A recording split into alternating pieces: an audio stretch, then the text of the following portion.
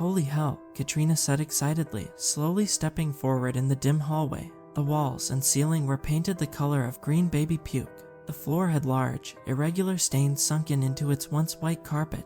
With all the detritus and dust stuck to it, the carpet now looked more of a smoky gray. Water spots larger than a man grew patches of black, orange, and white molds, their twisting tendrils intertwined like the branches of a fungal jungle. The entire hallway smelled like old rotting wood, but none of this caught Katrina's cold gaze. It was the part of the wall that caught her attention now. It seemed totally solid. She walked confidently up to it, swirling an index finger through the illusion. She watched in wonder as her wrist disappeared, and then her elbow. She pulled it out, and the wall seemed like wisps of smoke around her skin. I could see the ghostly material reforming, swirling like mist until it had entirely reformed the illusion within a couple seconds. How do we know anyone in there is still alive? Our team leader Snake asked, his tanned, Neanderthal face splitting into a scowl. He kept playing with the sharp dagger he always carried around with him, the polished wooden grip flashing as he threw it into the air and caught the spiraling knife in his other hand.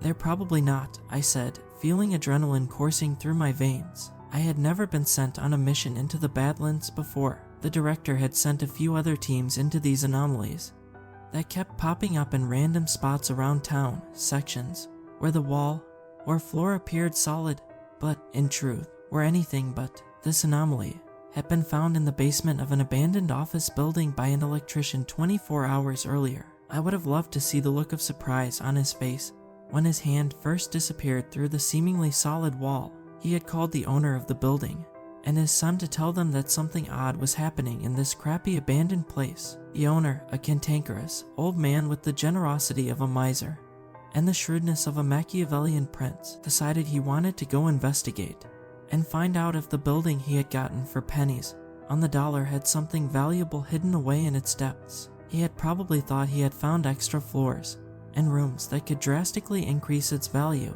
but whatever they had thought, the father and son never came back after they disappeared through the mirage of solid wall. The electrician had ended up waiting a couple hours before he finally called the police, who had arrived and examined the scene, totally baffled. Then they called our agency and locked the place down until our team could get there. It's a go, Snake said as a command came in through his headset. They all had an earbud and connected mouthpiece that would connect back to central headquarters. In the past, though, the connection had gone out when other teams had gone deep enough into the Badlands. I felt a rising sense of exhilaration and anxiety ring through my body like a struck bell as Snake flicked the safety off on his rifle and disappeared through the soggy basement wall into the unknown. Katrina winked at me, her blazing eyes the same brown color as the soil in our town's graveyard. She followed quickly behind Snake. I went last. Watch your backs in there, the director said through the earbuds. The last anomaly killed 3 of our team members, and we weren't able to recover their bodies. I don't want to see you 3 suffer the same fate. I rolled my eyes. What an inspirational speech, Katrina muttered as she passed through the wall. I could never get used to the feeling of passing through apparently solid structures into the Badlands. I felt all the hairs rising on my body, my skin sizzling, as if a bolt of lightning were about to descend on me as fast as death itself. An overwhelming odor of ozone surrounded me. My vision swam through seemingly liquid layers of baby puke green. They flowed in strange overlapping patterns, moving outwards like the ripples on a pond. It felt like I could actually see every quantum cloud as energy passed by in all directions at tremendous speeds. And then I was through. In front of me, I saw Katrina and Snake running forward in their black military gear through a dark hallway. Fluorescent lights flickered above us, dimly illuminating short patches of the hall, but entire lengths of it were plunged into near total blackness. I flicked on my headlamp, seeing Katrina and Snake doing the same.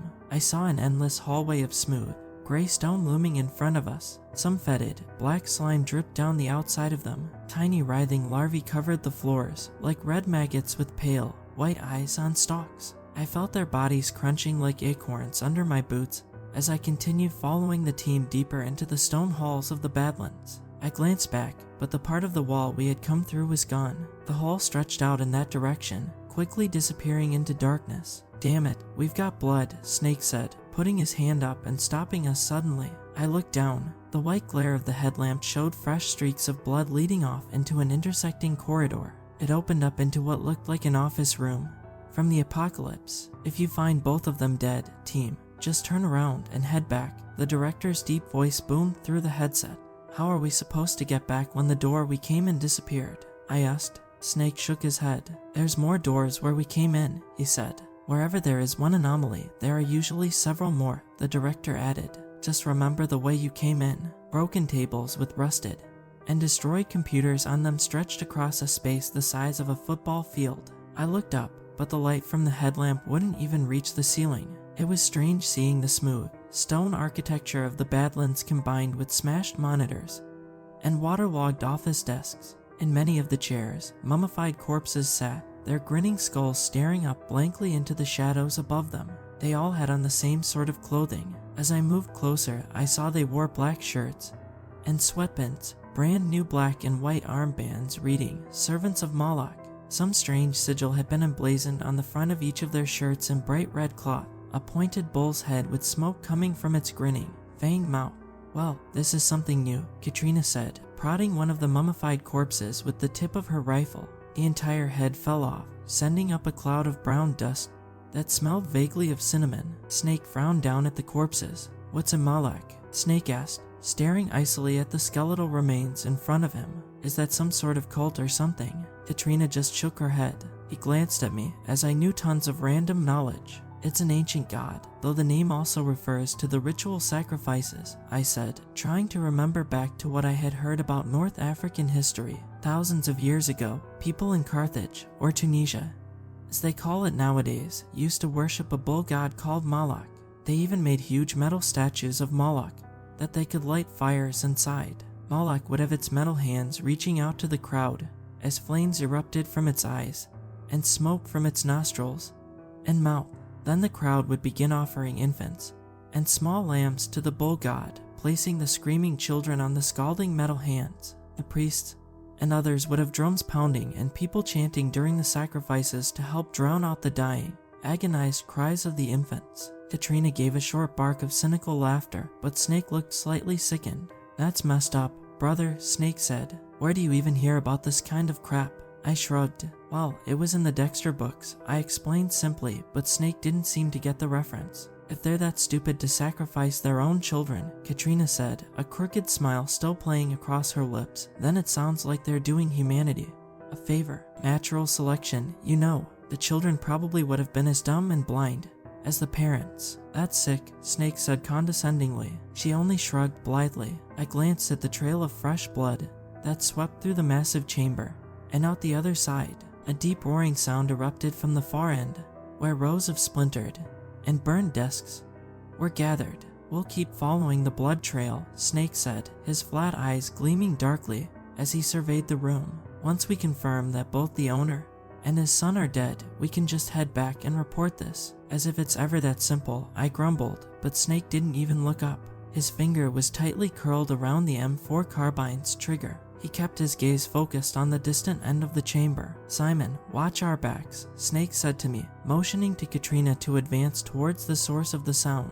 We followed the trail of blood forward past the half-burnt and splintered rubble littering the stone floor. Up ahead, I saw a body laying on the floor with its legs facing us. It looked like someone in an expensive gray suit, and they weren't moving. Snake slowly advanced on it with Katrina a few paces behind him. I kept checking our backs, but the headlamp sent shadows skittering across the massive chamber. In the dancing and swirling of the darkness, I thought I glimpsed something twisted and pale dragging itself forward. I kept checking those areas, but if something was stalking us, it kept itself well hidden.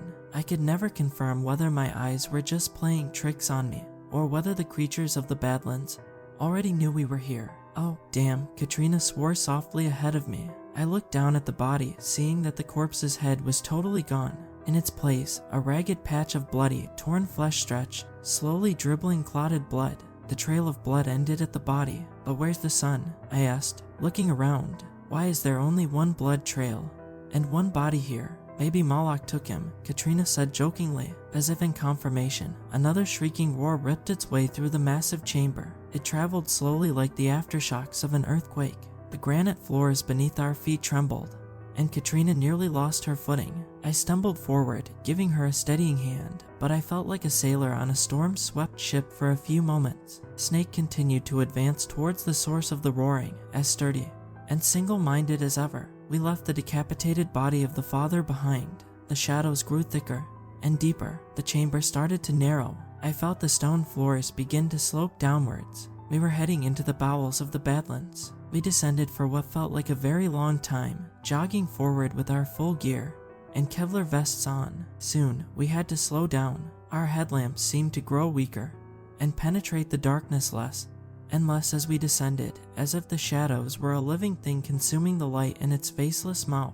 After about 20 minutes of this, the scenery started to change all around us. Statues hewn into the granite walls towered over us on both sides. Some showed twisting, eyeless creatures that crab-walked on all fours. Whatever sculptor had done this had captured their essence perfectly. I could almost see the statue taking off in my mind, skittering across the floor. But even more disturbingly, these statues reminded me of the barely glimpsed horrors I thought I had seen back near the mummified corpses. The floors and walls had started to change as well into a glassy, obsidian-like material. The air grew warmer and more stifling, as if we were descending into an active volcano. "Holy hell, what is that?" Snake asked, sounding extremely disturbed about something. I had been staring at the statues on both sides of us, periodically checking our backs. I felt eyes on us, but I hadn't seen any signs of something stalking us. I looked up to where Snake was pointing with the barrel of his gun. Stretched across the narrow tunnel stood a blackened metal statue of a bull. It loomed at least 30 feet in the air. In its belly, I saw a raging inferno, the flames writhing and dancing in cyclonical currents. The bull's eyes glowed a bright red like freshly spilled blood. Its gaping maw grinned, showing off countless needle-sharp silver teeth. It had its giant blackened hands extended toward us, like a child showing off a toy. But in its smoking metal palms was no toy. Instead, I saw the burnt, smoldering bodies of many infants. A roaring emanated from the statue's mouth, deafening as a gunshot. I covered my ears, turning away from the horrid sight. Even Snake and Katrina looked taken aback. Then the statue moved, its head lowering, its eyes blazing, its mouth slowly opening with the whirring of many gears. From somewhere deeper in the obsidian tunnel, I heard drums pounding and people chanting in some strange and ancient language. "What's going on there, team?" the director asked. As we backpedaled quickly, the statue's thick, clawed legs extended so that its head nearly scraped the ceiling. Its grin seemed to widen as it stared directly at me. My heart froze in my chest. I raised my gun, but it felt feeble and small compared to this beast of metal and fire. No, help me," a small voice cried out from behind the beast. I saw men in black robes dragging out a small boy from behind Malok, still chanting. Behind them, cultists dressed in the same garb as the mummified corpses rang bells and bashed drums. The cacophony nearly drowned out the screaming of the child. The priests and cultists froze when they saw us. The singing and drums immediately cut out, leaving only the panicked screams of the boy. The priests stood around the bull god, their faces pale and expressionless. Many of the cultists had signs of lobotomies on their foreheads, deep, straight scars dug into both sides of their frontal lobes. They stared like sheep with open mouths, their eyes glassy and rolling. "Give us the child," Snake hissed, his voice menacing and full of venom. The priest holding the boy only laughed. "And what will you do if I do not?" he asked in a strange accent. "This is the will of Malok. No one defies the great god, the giver and taker of life." I looked up at Malok, but the blackened statue looked like just another hunk of metal again. Its eerie, mechanical movements had stopped. "I'll start by murdering all your cultist friends," Snake said, his eyes flashing. He raised his rifle, tightening his finger on the trigger. "I'll give you 3 seconds to." At that moment, something smashed into Snake from behind, cutting him off. I spun, seeing dozens of naked, pale, twisting bodies crawling on the ground, their lidless eyes gleaming like cataracts. They all had the same insane rictus smile frozen on their rotting faces. They were only the size of a small child, but they moved fast. I cursed myself for not watching our backs. Snake fought with the thing as he fell. I moved forward to help him, but at that moment, many things happened at the same time.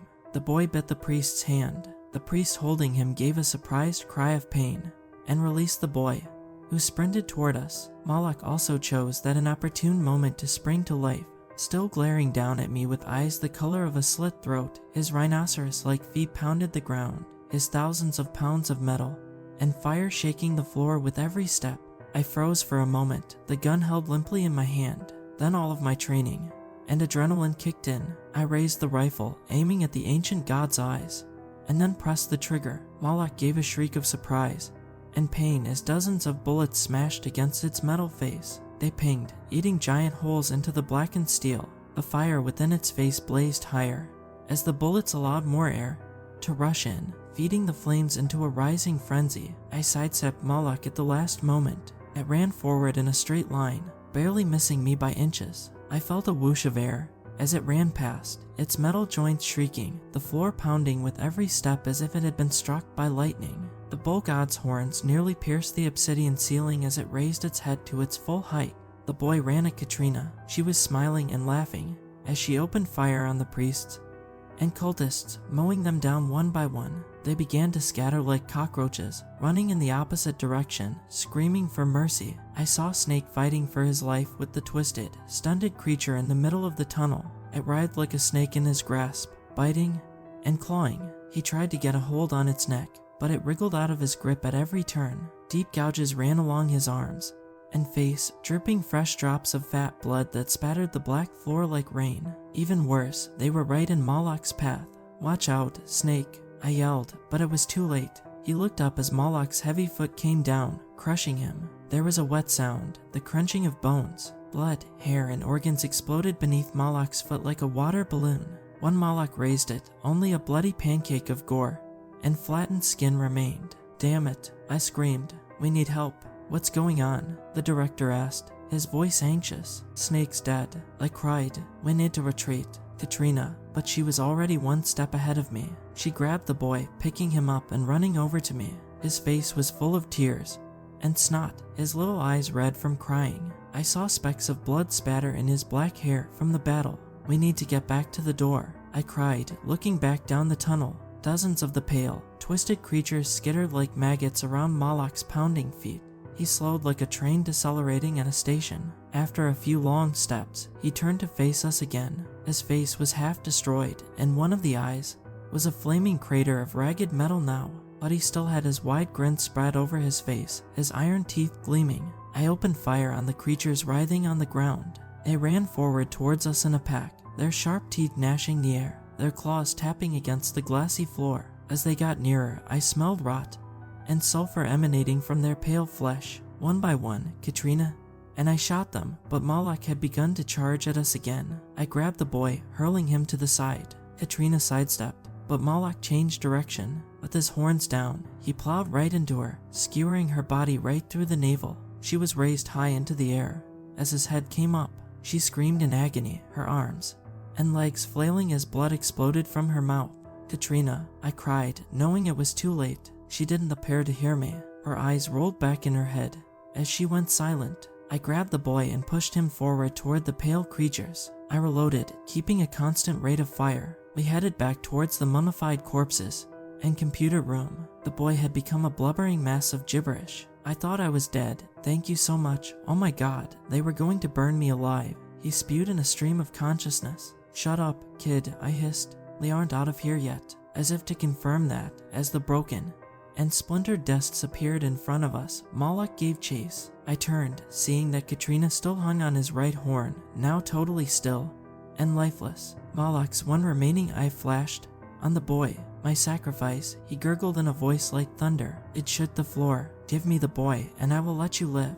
I am, after all, a forgiving god." I looked at the boy for a long moment, considering it. "Nah," I said, raising the rifle and aiming at its face. "I'd rather take out your other eye, I think." Malok roared as I opened fire. His heavy legs came down, smashing the computers and cracked monitors into dust. The boy screamed and wet himself, a stream of urine running down his leg. But Malok was too fast. As I fired at his head, his clawed hand came down, swiping me along the back.